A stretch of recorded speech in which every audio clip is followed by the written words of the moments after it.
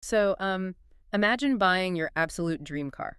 Like you finally get it, you drive it home, it's got that incredible new car smell, and then You realize you have nowhere to put it. exactly, you realize you have to park this beautiful new car out in the rain because your garage is just packed floor to ceiling with boxes. Oh, yeah. Boxes of old junk you probably haven't opened in, what, a decade? Right, and it sounds completely absurd when you put it like that. But according to the source material we are diving into today, we are all doing this exact same thing, like with our lives every single day. We really do. I mean, we operate with this very linear, accumulative mindset.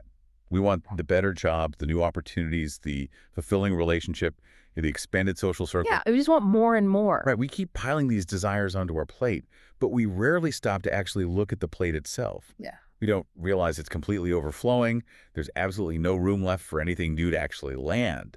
Well, welcome to this deep dive. Today we are exploring the work of Bob Proctor, specifically this really counterintuitive concept he calls the vacuum law of prosperity. It's a fascinating concept. It really is. And the mission of our deep dive today is to figure out why we humans hoard so much baggage. And I mean, both the physical junk in our garages and the invisible emotional weight in our minds. Because letting go of that stuff is terrifying for most people. It is. But we're going to explore why the act of letting go is actually the absolute prerequisite for getting what we want. Yeah, and Proctor grounds this entire philosophy in undeniable physical reality first. He starts with a very simple truth from his own life. Right. He points out that he cannot place anything where his lectern currently stands until he actually gets rid of the lectern. Okay, let's unpack this because, I mean, it sounds like basic physics, but the implications are huge. Two objects cannot occupy the exact same space. No, they really can't. Proctor mentions a camera or a television set. You literally cannot put a new TV exactly where the old TV is sitting until you move the old one out of the way. Right, you have to move it.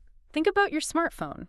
We have all been there. You were at a concert or your kid is doing something adorable and you pull out your phone to take a video and you get that dreaded pop-up. Oh, the storage full message. Yes, storage full. And it's like the camera itself works fine. The universe of digital memory isn't broken, but you cannot save that new beautiful memory until you go into your settings and delete. Delete those 6 hours of video you took 3 years ago. Exactly. Videos you're never going to watch anyway. You have to actively delete the old to make room for the new. The digital storage analogy works perfectly because it illustrates a hard, uncompromising limit. I mean, you physically cannot bring in the new without removing the old. The old is actively blocking it. Yes, and we accept this law of physical space or digital storage without a second thought. If you want a new sofa, you know the old one has to go to the curb. Right, obviously. Yet, we operate under the delusion that our personal development somehow, bypasses this law of physics. We think we can infinitely stack new experiences, new wealth, new relationships, Just pile it all on. yeah, on top of a foundation that is already crumbling under the weight of the past. So if the physical limits are that obvious to us, why do we have such a massive blind spot when it comes to our internal lives?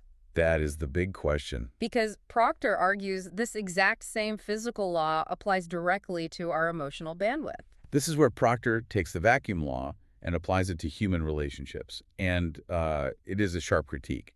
He states that there are countless people out there who desperately want a meaningful relationship. They want to find someone. Right, they want to meet someone, fall in love, share their life, but they will never, ever get that relationship because they refuse to let go of an old relationship. And he makes a really vital distinction here, too. The physical person from that old relationship might be long gone. Oh, they could be out of the picture for years. Exactly. They might have moved across the country. You might not have spoken to them in a decade. But if the idea of them is still taking up space in your mind, your internal garage is full. Totally full. You have zero room for the new good you desire. What's fascinating here is the underlying cognitive reality of what he's saying. He isn't just speaking in, poetic metaphors. Our brains have a finite amount of attention, emotional bandwidth, and working memory. That makes a lot of sense. When you harbor old resentments or you continually replay the tape of a past romance that didn't work out, you are utilizing active cognitive resources. You are holding on to that lectern. Wow. Your internal processing power is basically maxed out running background applications from your past. It's exactly like having way too many tabs open in your brain's internet browser. Yes, perfect analogy. You could be sitting across from someone wonderful on a date, but if your internal processor is busy comparing them to your ex, Or fiercely defending against the hurt from your last breakup. right, then you can't actually see the person in front of you. The space is occupied. And until you actively close those tabs, you cannot process a new opportunity. You are emotionally full. This shifts the concept of a vacuum from a mystical, abstract idea into a grounded psychological necessity. Very practical. Highly practical. If your mental space is cluttered with the old, you are functionally blind to the new. Your perception is literally blocked. Okay, so if our emotional bandwidth is so finite and holding on to the past actively blocks our future, how do we train ourselves to clear that space? Like, how do we stop hoarding our energy and resources? Well, that brings us directly to Proctor's views on the economy of giving and circulation. His attitude toward giving is incredibly blunt. Very blunt. He notes that people sometimes tell him, you give too much away, and his response is to call that a dumb statement. He really does not hold back. Not at all. But he frames giving not as a charitable loss, but as a fundamental requirement of the law. He insists that you must take a part of all you receive and put it back where it came from. He uses the analogy of a farmer to illustrate this. A farmer takes a portion of his crop and actively puts it back into the ground as seed. Which is just basic agriculture. Right. But a farmer who hoards his entire crop, terrified of losing any of it, and refuses to put any of it back into the dirt, that guy's going to be a very poor farmer by the next season. Because he didn't plant anything new. Exactly. If you don't put back part of what you receive, you won't get much more. Hold on, let me play the voice of the skeptical listener for a second here. Go for it. Getting rid of the emotional baggage of an old ex makes logical sense, but giving away physical resources. Isn't it incredibly risky to just give away what you've earned, especially if you are in a phase of life where you're, trying to build wealth or security? It definitely feels that way. The natural human survival instinct is to protect what is ours. If I give away a chunk of my money, my time, or my hard-earned resources, the math says I have less. It feels practically reckless. I get that. It conflicts directly with our survival instincts, which are built almost entirely around scarcity. But the logic of circulation operates on a different mechanism. How so? Giving, in Proctor's framework, isn't losing. It's the active, deliberate process of creating the very vacuum that then gets filled. Think of how a river works versus a swamp. Okay, a river versus a swamp. A pool of water with no outlet becomes stagnant. Nothing new flows into it because it's walled off and full. But a river constantly gives its water away to the ocean. And because it is emptying itself, gravity pulls new water from the mountains to fill the void. Oh, I like that. So by hoarding the crop, the farmer is basically building a dam and creating a swamp. Yes. And the psychological mechanism here is just as important as the physical one. By creating an empty space in the soil with a seed, the farmer guarantees the next harvest. Right. When you practice giving, you are shifting from a scarcity mindset, where you grip everything tightly out of fear, to an abundance mindset. You are subconsciously signaling to your own brain that there is plenty to go around. Which must reduce a lot of anxiety. It does. It lowers chronic stress and actually widens your perception, allowing you to notice new opportunities that a fearful, hoarding mind would completely miss. Giving is the spark that ignites the engine of receiving. Here's where it gets really interesting, though. If giving and clearing space is so beneficial, both psychologically and practically, why do we resist it so fiercely? Oh, because it's hard. Right, but why is our default human setting to become tight-fisted hoarders of our money, our stuff, and our emotions? Proctor diagnoses the root cause of this resistance, and he boils it down to one uncomfortable word. Insecurity. Yep, insecurity. Insecurity is the invisible driver behind the hoarding. We hold on to old ideas, old clothes, outgrown relationships, and become what Proctor calls pack rats because we lack an internal sense of security.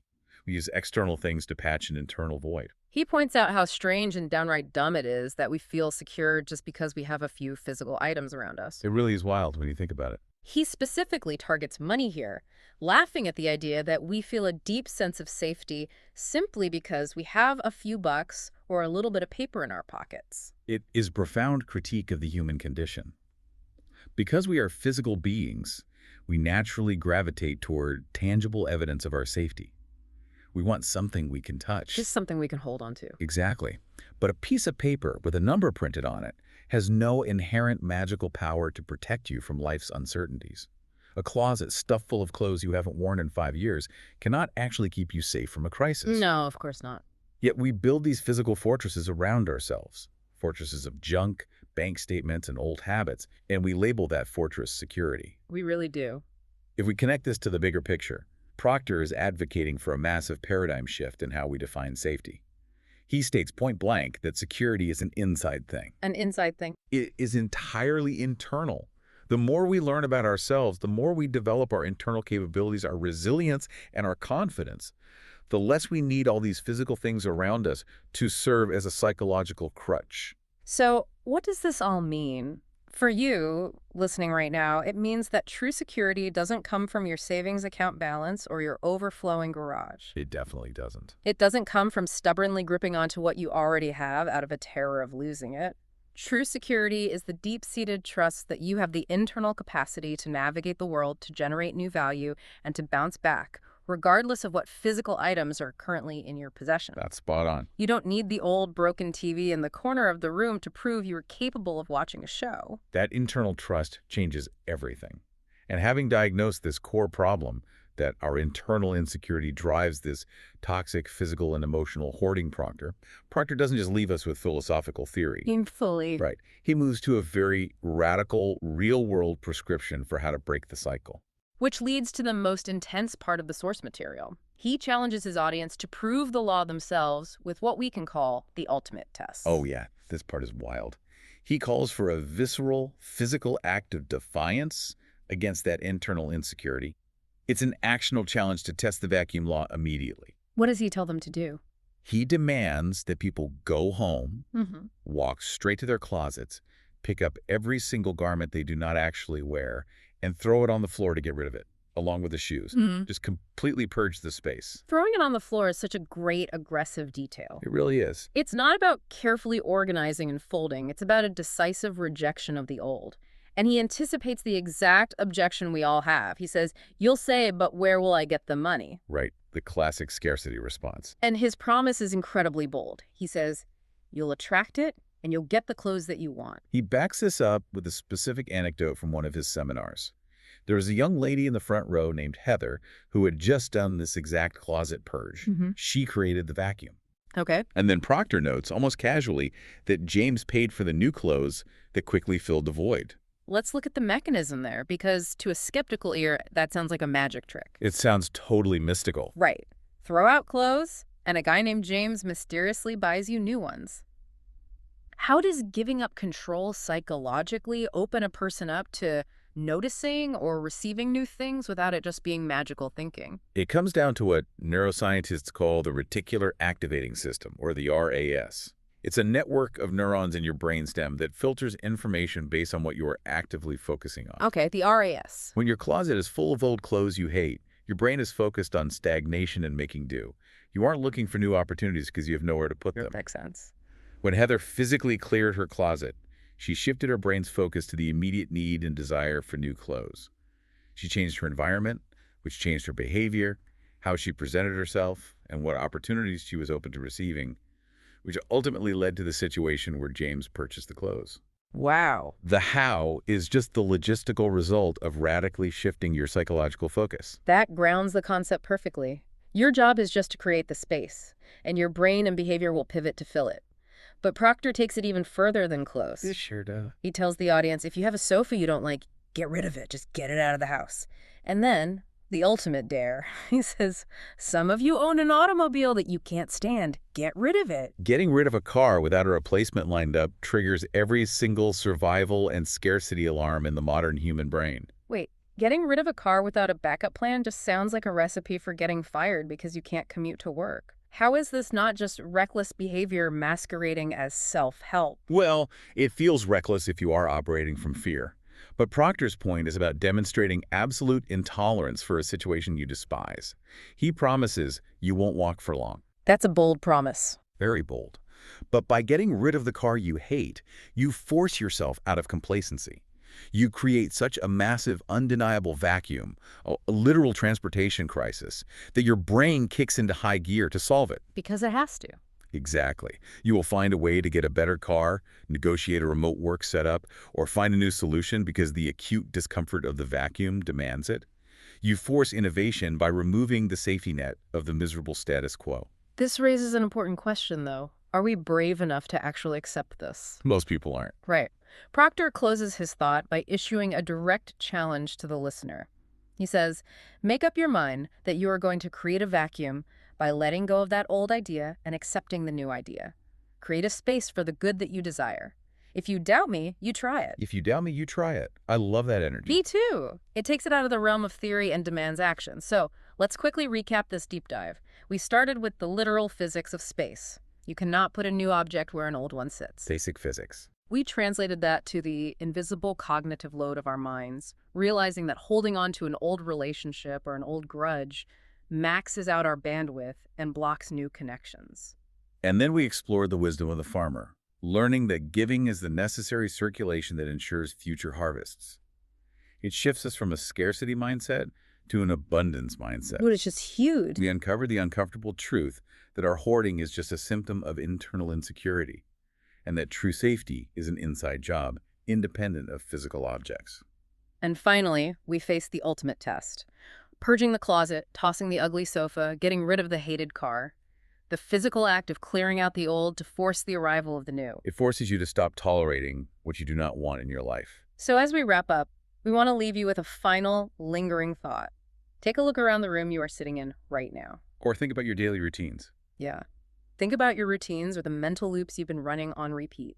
What is your version of the automobile you can't stand? What's the old relationship that's just taking up space? What is the one thing in your life right now that, if you finally had the courage to throw it out and remove it, would create the exact vacuum needed for your next big breakthrough? Because the space has to come first. Thank you so much for joining us on this deep dive. We love unpacking these big ideas with you, and we'll catch you on the next one.